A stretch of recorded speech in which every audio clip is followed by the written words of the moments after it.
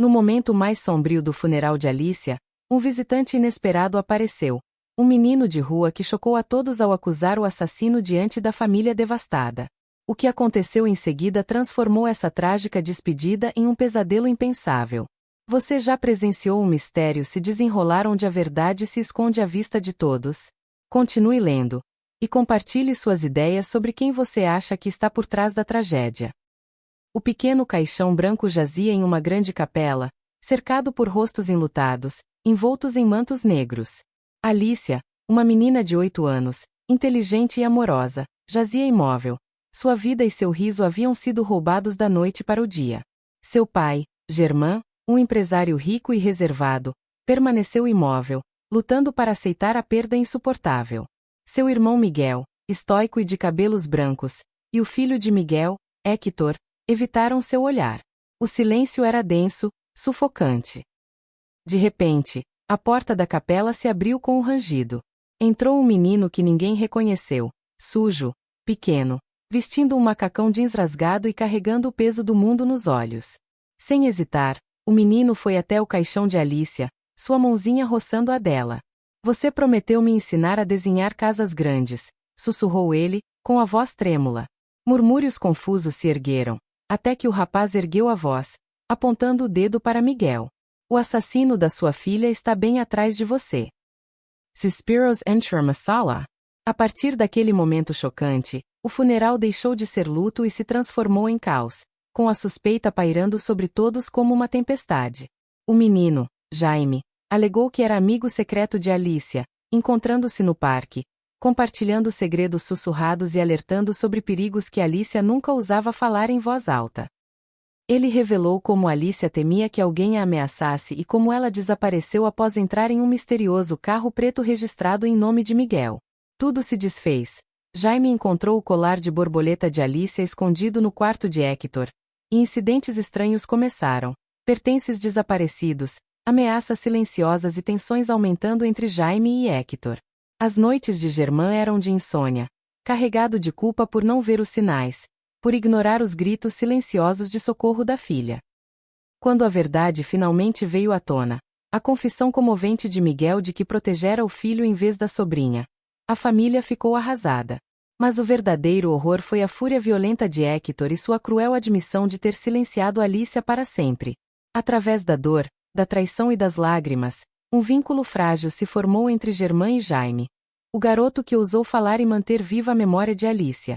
A justiça, embora tardia, começou a tocar os corações partidos deixados para trás. O que você faria se estivesse no lugar de Germain? Seria capaz de encarar a dolorosa verdade e lutar por justiça, mesmo quando isso destrói sua família? Curta, comente e compartilhe suas ideias. Como você reescreveria esta história trágica? E não se esqueça de se inscrever para mais histórias emocionantes de perda, verdade e redenção. A dor parecia imensa demais para caber dentro do quarto. A menina, Alicia, de apenas 8 anos, jazia imóvel em um caixão de cetim branco adornado com uma rosa pálida e uma delicada coroa de flores sobre os cabelos loiros. Um dia antes, ela estivera rindo na biblioteca da mansão. Na manhã seguinte, seu corpo sem vida foi encontrado caído aos portões da propriedade de seu pai, Germain, um rico empresário conhecido por sua discrição. Ninguém conseguia explicar o que havia acontecido. Nenhum sinal de luta, nenhuma testemunha. Apenas silêncio e um vazio impossível de preencher. A capela estava repleta de rostos destroçados, roupas pretas, olhos avermelhados e suspiros contidos. Familiares, amigos, funcionários da mansão, todos lutando para compreender o que não fazia sentido. Germain mantinha as mãos entrelaçadas, o olhar perdido na filha. Ao seu lado, estava seu irmão Miguel, de cabelos brancos e rosto pesado, observando em silêncio, enquanto seu filho Héctor olhava para o chão de braços cruzados. Era impossível entender como uma garota tão brilhante e cheia de vida pudesse desaparecer da noite para o dia, como se sua alma tivesse sido levada pelo vento. Ela estava bem. Ontem de manhã, ela pediu panquecas no café da manhã, murmurou Germain, agarrando-se desesperadamente a um detalhe trivial para manter a sanidade. Miguel tocou delicadamente o ombro do irmão. Fique forte, irmão. É tudo o que posso dizer. Mas nenhuma força conseguia preencher aquele vazio. Alicia era a luz da casa. Intelligent, amorosa, curiosa. Seu quarto ainda cheirava levemente ao perfume da infância. Agora pálido, imóvel, com cílios que davam a impressão de que ela estava simplesmente dormindo. Então, um momento inesperado quebrou a solenidade. A porta da capela se abriu com um rangido, e todos os olhares se voltaram para a entrada. Um garoto que eles nunca tinham visto antes entrou, de pele escura, vestindo um macacão jeans rasgado, cabelo curto e rosto sério. O forte contraste entre sua aparência esfarrapada e a atmosfera sombria criou uma onda de desconforto. Quem o deixou entrar? Sussurrou uma mulher da última fila. Mas o garoto avançou sem hesitar, como se tivesse nascido para aquele momento. Os olhares oscilavam entre indignação, curiosidade e confusão. O menino se aproximou do caixão em completo silêncio. Olhando para Alicia, respirou fundo e tocou delicadamente a mão dela com seus próprios dedos pequenos e ásperos. Você me prometeu que me ensinaria a desenhar casas grandes, ele sussurrou com a voz embargada. Um murmúrio percorreu a sala. German se levantou perplexo. Quem é esse menino? Perguntou a uma tia próxima. Ninguém sabe, ela respondeu. Então o menino olhou para cima e se dirigiu a Germain claramente para que todos pudessem ouvir. O assassino de sua filha está logo atrás de você. A frase explodiu como uma bomba na capela. Um suspiro agudo escapou de algum lugar. Uma mulher soltou um grito estrangulado. Um homem idoso cobriu a boca em choque. Germain ficou paralisado, mal conseguindo falar. Do que você está falando? Gaguejou. Lentamente, o menino se virou e apontou com firmeza. Seu dedo pousou em Miguel. A sala parecia girar. Todos os olhos se fixaram no homem de cabelos brancos. Miguel permaneceu imóvel, pálido, inexpressivo. Diga de novo, Germain exigiu, com a voz trêmula. Mas o menino apenas abaixou o braço, respirou fundo e encarou Germain, em silêncio. Naquele momento pesado, algo mudou. O funeral, antes repleto de luto e nostalgia, agora transbordava de suspeita, confusão e inquietação. O olhar do menino era pesado, como se dissesse: eu vi e vim contar. A atmosfera se dividiu em duas, e o que parecia um fim foi apenas o começo. A multidão atordoada mal conseguia se recuperar. As palavras do garoto ecoaram como um trovão. O assassino da sua filha está logo atrás de vocês. O silêncio que se seguiu foi ensurdecedor. Germain ficou parado, tentando respirar, esforçando-se para entender o que acabará de ouvir.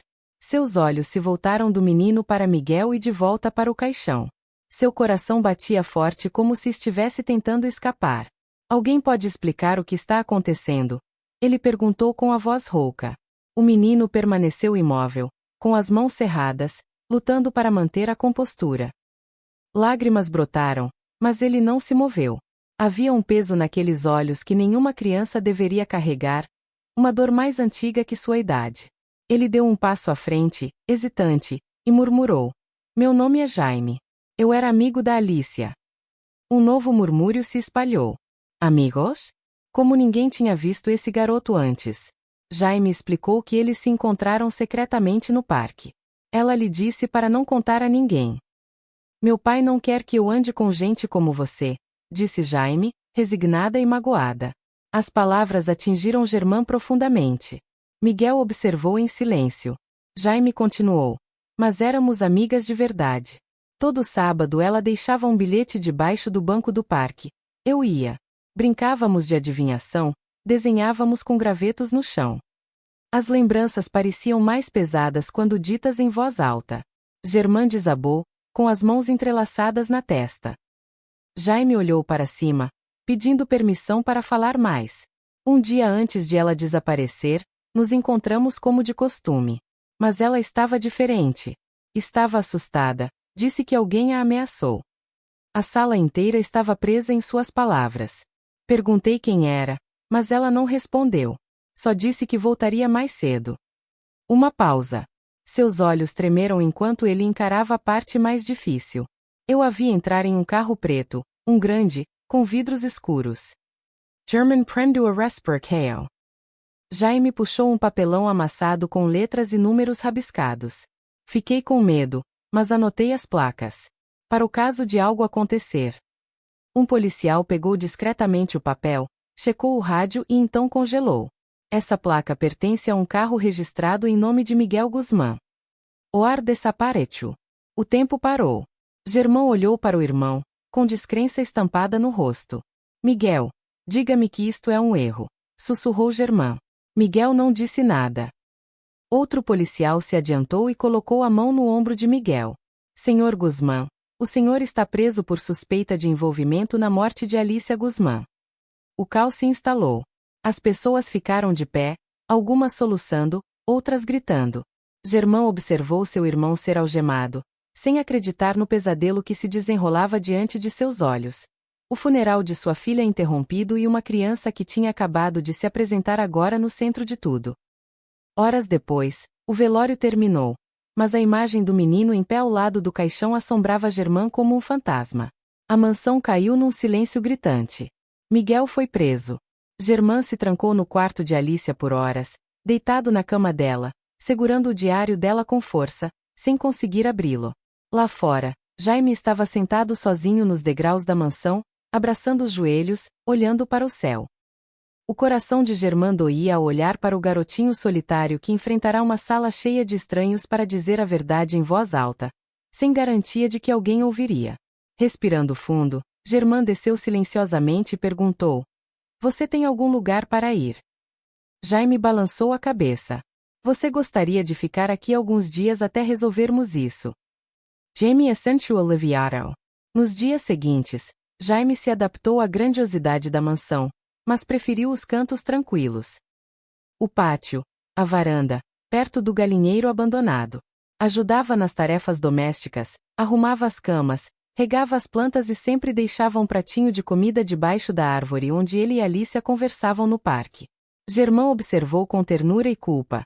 Esse menino manteve vivo o espírito de sua filha. Mas nem todos se sentiam confortáveis com a presença de Jaime. Héctor, filho de Miguel e primo de Alicia, ficou na mansão com uma tia-avó após a prisão do pai. Os dias se passaram com pouco contato, mas coisas estranhas começaram a acontecer à noite. Jaime acordou sentindo-se vigiado e encontrou Héctor parado em silêncio na porta do quarto, como uma sombra que se recusava a desaparecer. A noite seguinte foi pior. Jaime ouviu sussurros vindos do antigo quarto de Alicia. Descalço, parou na porta entreaberta e viu Héctor sentado no chão, agarrado ao cavalo de madeira pintado favorito de Alicia, sussurrando para si mesmo apressadamente. Paralisado de medo, Jaime recuou silenciosamente. No dia seguinte, ele evitou Héctor, que agora o encarava com ameaças veladas disfarçadas de normalidade. No café da manhã, Jaime notou um desenho que Alicia havia deixado faltando na mesa. Ninguém parecia ter visto, exceto Héctor, que observava com um meio sorriso. Naquela noite, Jaime lutou para dormir, olhando para o jardim escuro, sem saber se o que vira e ouvirá era real. Queria contar a Germán, mas temia a descrença. Ser uma criança sem teto já era bastante difícil. Agora vivendo em uma casa marcada pela morte, onde a ausência de Alicia pesava em cada parede, Jaime sentia que ainda havia segredos escondidos. Cada noite sem dormir fazia seu medo se transformar em certeza. Algo na casa não fazia sentido. Desde que descobriu Héctor sussurrando sozinho no antigo quarto de Alicia, a desconfiança de Jaime não parava de crescer. Héctor o evitava durante o dia, mas lançava olhares carregados de ameaças silenciosas. Germán, agora mais alerta, ouviu mais desde as revelações de Jaime. Por trás de sua dor havia uma nova dor, a raiva. Numa noite inquieta, Germán sentou-se em seu escritório, agarrado à gola de Alicia, com a mente carregada de culpa e arrependimento. Sentia-se cercado por um peso invisível, não apenas a perda, mas a incapacidade de protegê-la. O diário estava na mochila dele, junto com o colar e a pulseira de Alicia. Ele se levantou silenciosamente, os passos rangentes ecoando culpa enquanto ele abria a porta fechada de Alicia. O quarto dela tinha um cheiro doce, intocado, congelado no tempo, sua colcha de flores rosa, giz de cera espalhado, cofrinho de unicórnio. Ele encontrou uma caixa de madeira pintada de azul com desenhos dobrados, notas, recortes de revistas e um caderno violeta de capa dura coberto de adesivos. Seus dedos tremiam quando ele tocou o diário. O medo não o protegia mais. Lendo em voz alta na penumbra, ele ouviu a letra grave e infantil de Alicia implorando por segredo em relação a Jaime e medo de Hector. Tenho medo do Hector. Se alguma coisa acontecer, foi ele. Germain apertou o diário contra o peito, impressionado com a quantidade de vezes que Alicia tentou avisá-lo, mas ele não ouviu. Ele se lembrou de uma noite, semanas antes, quando ela bateu, querendo conversar, mas ele disse talvez amanhã sem abrir a porta. Desculpe, minha menina, ele sussurrou, caído de joelhos. Agora tudo fazia sentido. As palavras de Jaime, o comportamento estranho de Hector, o silêncio de Miguel. Mas a dor não era apenas raiva, era culpa lancinante. Um pai deve proteger. Um pai deve ouvir. Horas depois, Germain estava sentado em seu carro, dirigindo em direção à prisão com o coração pesado, mas com as mãos firmes. O diário mudou tudo. Ele confrontou Miguel em uma sala de visita sombria. Com lágrimas e orgulho despedaçado, Miguel confessou. Ele sabia sobre o lado sombrio de Hector, mas estava fraco e cego de amor demais para que seu filho encarasse a verdade. Protegi meu filho e perdi os dois, chorou Miguel. A dor de Germain era uma tempestade interior. Um irmão que falhou com uma filha. Leodariel. Ela me avisou. Eu não dei ouvidos. Os irmãos enfrentaram as ruínas de sua família, despojadas de mentiras. Germain voltou para casa, determinado a expor a verdade. Ele encontrou Hector desafiador, zombando das evidências. Mas os investigadores estavam prontos. Em um ataque de fúria, Hector admitiu que silenciou Alicia quando ela ameaçou expô-lo. A mansão ecoou com sua raiva e a destruição de uma fachada distorcida. Jaime testemunhou silenciosamente o caos. Germain ajoelhou-se diante do menino e sussurrou. Eu confiei em você. Agora eu também. Jaime foi a voz que quebrou o silêncio. Na manhã seguinte, a verdade libertou alguém. Miguel foi solto, mas quebrado. Germain veio buscá-lo, compartilhando um silêncio pesado de perda compartilhada. Jaime esperava no portão, agarrado ao ursinho de pelúcia de Alicia. Os três formaram um novo começo frágil, uma tentativa de cura além das palavras. A vida na mansão mudou. As flores floresceram, o riso retornou e Jaime encontrou um lar permanente. Numa manhã ensolarada, Germain levou Jaime ao balanço de Alicia. Segurando as mãos do menino com lágrimas nos olhos, ele disse: Você foi a coragem que eu não tinha. Você foi a voz dela quando ninguém mais ouviu. Jaime sorriu timidamente. Esta casa é sua agora, não por pena, mas porque você merece. Enquanto se abraçavam, Miguel observava em silêncio, sabendo que algumas feridas nunca cicatrizam completamente, mas a esperança ainda cresce. Alicia continua viva, na verdade, na memória e na família que agora inclui Jaime.